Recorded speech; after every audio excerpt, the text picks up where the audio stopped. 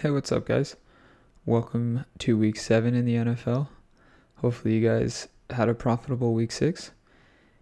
And I think, as usual, we'll just hop right in. If you guys have not joined me before, basically what I do is I just set a cash game lineup here, go over some of my favorite plays on the week, how I evaluate and kind of pick those players, and just my general thought process on roster construction and building the, I guess what you'll say, optimal lineup, even though it's not ran through like any sort of an optimizer or anything like that.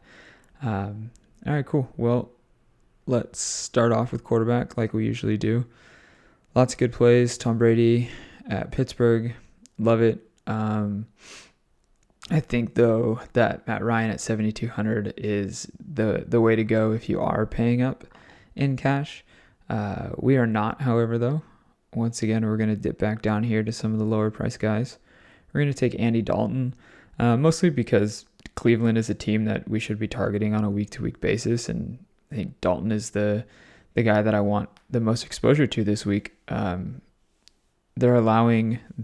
in Cleveland, are allowing close to 22 DK points to opposing teams' quarterbacks, and Dalton's been super consistent. He hasn't been like stellar, but 4 of his 6 games have been for more than 21 DraftKings points. The Bengals have one of the highest implied team totals, sitting at 27.75 points, and they're a huge 10-point favorites. It's also worth noting that Andy Dalton is averaging close to 3 passing TDs per game this year, and Eifert was limited on Wednesday, and I believe he was full participant on Thursday. So if he does play some limited snaps, he might get those in the red zone, kind of like how we saw Gronk in his first game back. He played very limited snaps, and most of his stuff was just like run blocking, but he did see a red zone target and ran a few routes in the red zone. Eifert could be the same thing. I'm not saying like that's huge, but it helps. The red rifle here. So I think for 6K, that's who I'm honestly locking in. I might be 100% exposed to him in my cash game. I am contemplating running 2 different cash game lineups out there, but I think Dalton is going to be in both of them. And I'll kind of get to that a little bit later, just where some of those pivots will be.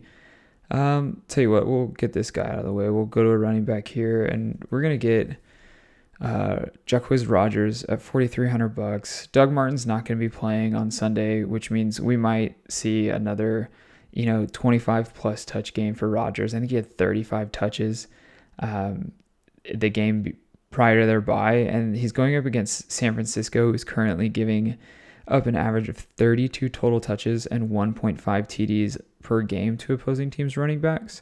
Tampa Bay has a super healthy implied team total at 24.5 points, and they are a slight favorite. They are on the road, so not like checking all the boxes, but still a favorite. Great implied team total. I'm fine with Rodgers just due to the amount of touches and the volume that he's going to get in week 7 versus a team who's running a play like every 24 seconds, I think is exactly what it is, which is highest in the league. So lots of opportunity for Tampa Bay. And let's see, we can grab a running or our first wideout here. And I swear I'm not point chasing here with Golden Tate. He's $4,900. I think if you listened to the podcast last week with Nick and Pat, they were both on Tate. I kind of brushed him off, which was my biggest regret in week 6, but we'll not dwell on that too much. Riddick and Ebron both missed practice on Wednesday, so they might be limited or not even play on Sunday, and this means that Tate could have another 10-target game. Like I said, he's only $4,900.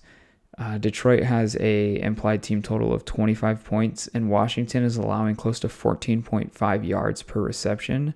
I'm having a really hard time not working him in at that price point. Cam Meredith went on the Thursday slate, so we don't get to utilize him at his salary for that relief. And I think that's where I'm finding Golden Tate into my lineups is just really for that sal cap relief. Not that Rodgers doesn't offer it, but you'll see why I want it here in a little bit. Let's get another running back, and we'll get another chalky play out of the way. DeMarco Murray, $7,200. The Colts are extremely friendly versus opposing teams' running backs, allowing close to 5 yards per rush attempt, which is leading teams to running the ball about 22 times per game versus them. Murray is an extremely good spot as he has an implied team total of 25, and he is a home favorite. I think David Johnson is clearly the best running back on the slate here at $7,400, but he's honestly, he's like matchup proof, right? You hear people say that a lot. I would prefer to take DeMarco Murray in what is a good spot, and he's going to see and should see near the same amount of volume that David Johnson is going to see. So I'm totally fine if you want to lock DJ in. You can. I'm not going to argue that at all. I'm just on Murray this week in the plus matchup. So a guy that I'm going to go back to the well on here at our wide receiver spot is Jeremy Maclin. He let me down big last week in what was a plus matchup versus Oakland. But like I said, I'm going to go right back to him here against the Saints. Kansas City has a huge implied team total sitting at 28.25 points, and Maclin should start to see his market share of targets creep back up towards the 26th, 27th percentile, which is where they were last year. He's only at 23% right now. So I don't know why they're not getting them the ball as much as they were, but I think we could start to see that trend happen in week 7 against the Saints. And I don't need to really touch on how bad the Saints are, but just in case you're new to DFS or haven't been following NFL a lot, they're allowing a league high 211 yards and 13.7 yards per reception to opposing teams' wide receivers. So obviously you can target the Saints in the run or the pass, and I'm going to get some exposure to this game with Maclin. Let's get rid of our defense here just so we can see kind of what we're working with. Patriots at $2,900. I think that you can either spend down at defense, like just find the cheapest price, like home defense, even if they're facing against a team who has like a 22.5 point implied team total. Or I think you kind of go up at defense and you get somebody who you think is just a clear lock. I don't see a lot of clear locks this week in any spots except for the Patriots. Landry Jones is not good at football, and Vegas agrees. Pittsburgh has a projected team total of 19 points, and Landry should be looking to force feed the ball to his receivers, and that's going to help generate some turnovers. If you do want to save some salary cap, you can definitely go down to, who is it? I think, what was it? Oakland? Were they? So yeah, you can look for Oakland here, even though they are away. $2,400. Jacksonville. Blake Bortles is top 5 of the league in terms of turning the ball over. So totally fine if you want this sal cap relief, you can go to the Raiders here. But we've got Patriots, and let's see, what else do we need? Wide receiver, tight end, and a flex. Let's grab our tight end, and his name is Cameron Brate.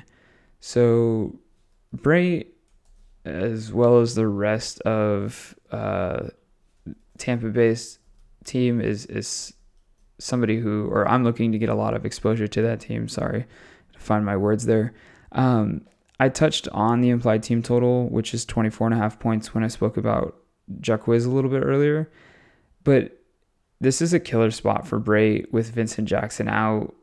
Brate was already seeing about 26% of the team's market share of red zone targets, and now we get to distribute Jackson's 17% of the red zone targets between Evans, Brate, and Rodgers. So I know some of you guys might have your concerns about about stacking Tampa Bay in cash. It's not really like a huge stack, right? We're just targeting a guy who should see 20 plus touches. Realistically, I think we can look closer to like 23, 24 for Quiz. And then a guy who's seeing a lot of his team's red zone targets in Cameron Brate on a team who has a high implied team total against a defense who is just very average. Like they're below average in most of all of the contextual factors that we want to target. So like I said, I'll show you why I'm looking at splitting my lineups in a little bit. There's also another stack that I'm looking at, and this is where both Julio Jones and Devonta Freeman come into play for me. Once again, I know some of you guys are not a big fan of having this much exposure to guys on the same team. I think it's totally fine this week. These team totals are huge, and they're all in really good spots. I don't need to say much about Julio. He's currently seeing 24% of his team's target share. So I'll focus on Freeman here. Freeman's slowly starting to see the opportunities in the red zone that he saw last year. Over the past 4 weeks, he has seen 16 total touches opposed to Tevin Coleman's 10. Freeman also has 6 targets in that same span to Coleman's 3. He's also playing about 10% more snaps than Tevin is, and all of that coupled with Atlanta being a huge home favorite sitting at 10 points, and they have an implied team total of 28, I'm having a hard time getting away from both Julio and Devonta Freeman. Tevin Coleman, honestly, you could work him here into the flex too and get some sal cap relief. So as I mentioned before, like if you're not a fan of stacking these guys this much, we can remove let's see, we can do Freeman, Macklin, and Brait, and that still leaves us with a guy like Quiz and Julio Jones, so guys who we definitely want to have exposure to. And we can go with let's see, I don't remember exactly who it was. James White, who I'll touch on a little bit. Tight end, I believe, was Hunter Henry at $3,600. And then we've got $7,300, who I believe is Allen Robinson at $7,300. So you can see we no longer have that stack anymore, and we're still getting exposure to guys who I'm huge fans of this week with A-Rob, Julio, Hunter Henry, and James White.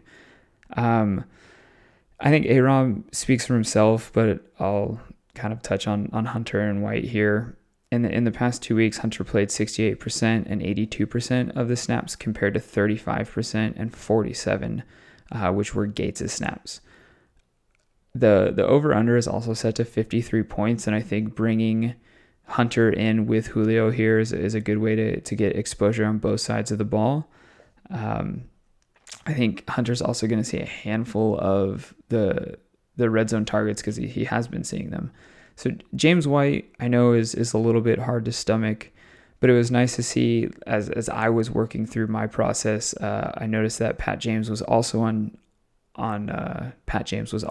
James White. So I'm going to go ahead and read Pat's analysis here directly from his cash game write-up. And he says, while fantasy value is directly tied to Tom Brady, not only does Tom take what the defense gives them and checks down to White if need be, but the Pats also throw the ball like beasts when Brady is on the field. Since Brady has returned, White has outsnapped Blount, whereas through the first 4 weeks, Blount dominated the snaps played. White is now getting looks in the red zone also, converting 2 targets into 2 touchdowns last week against the Bengals. White is game flow dependent. White is game flow dependent in that he probably won't be on the field in a major blowout late in the game, but the Patriots don't really take their foot off the gas until very late in the game. With the targets that he is getting with Brady back, 8 per game, and a low ADOT type of targets White sees, he has a floor for 10 points. And I totally agree. It's the floor that I'm targeting here. And if those red zone targets do continue, White is more than viable at $4,600. So kind of giving you 2 different cash game lineups here, and obviously mix and match as you please. As usual, don't fire these directly as I have them. You guys should be having fun setting your own lineups, coming up with your own tournament lineups, things like that. But by all means, use these as a core and more or less just a way of how I'm constructing lineups this week. With that said, if you guys have any questions, drop them in the comments below. Don't forget to hit that subscribe button and turn on notifications so you get these videos right when I publish them. All right, guys, good luck in week 7, and I'll see you next week. Take care.